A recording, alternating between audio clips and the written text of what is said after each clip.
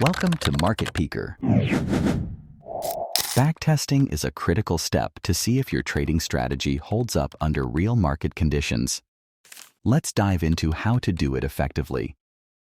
What is backtesting? Backtesting uses historical data to simulate trades based on your strategy. It helps you gauge performance without risking real money. How to backtest? Choose your data.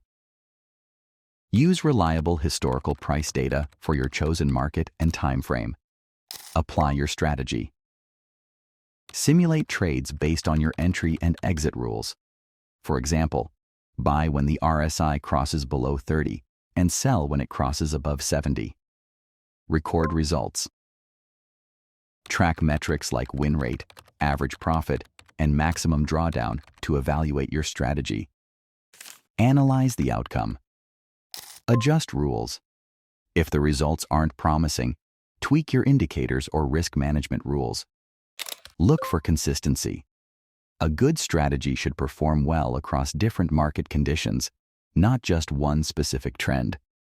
Pro tip: combine backtesting with forward testing on a demo account to validate your strategy further.